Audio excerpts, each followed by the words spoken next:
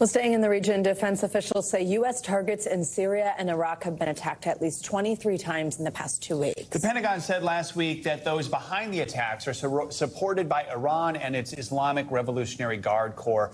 And this morning, a senior U.S. military official with direct knowledge tells NBC News there were 4 attacks on bases with U.S. troops in the Middle East just yesterday. For more, we're joined by NBC News Pentagon correspondent Courtney Kube. Courtney, good morning. So tell us what we're learning about these attacks from U.S. officials and how it relates to the conflict in Israel.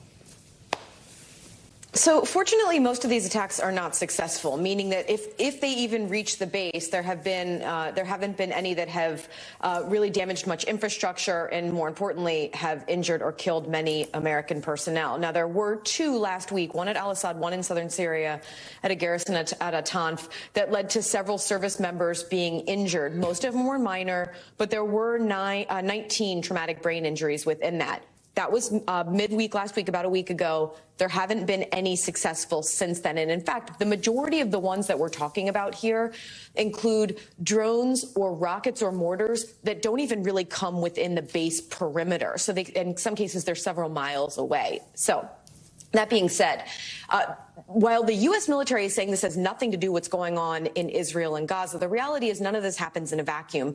And we had not seen attacks or attempts like this against U.S. bases since March. Now, the U.S., as an effort to deter against these sorts of attacks, conducted a series of airstrikes in northeastern Syria last week. So far, we have seen a slowdown in attempts on U.S. bases, but the reality is they have not stopped, Joe. So, yeah, I guess the question is, you talked about those retaliatory strikes. Any other responses planned? What are you hearing?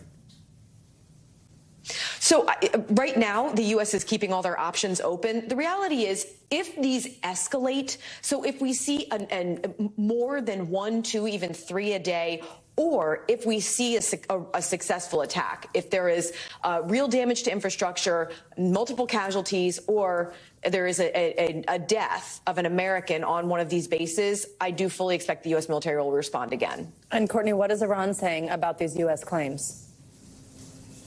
So very little. I mean, at this point, they're not really denying it. They're not denying it. The reality is these are Iranian-backed groups that are carrying these out. When we're talking about Iraq, it's mainly Kataib Hezbollah, frankly, mainly in Syria as well. The big question that we've been asking is, how much did Iran know or even direct some of these militia groups to restart these attacks and then maybe even accelerate them? And we don't have direct links, but I will say senior defense officials, when you ask about them, about these sorts of attacks, they say they are calling on Iran to direct these groups to stop them, Savannah. All right, Courtney Kube, thank you so much. Thanks for watching. Stay updated about breaking news and top stories on the NBC News app or follow us on social media.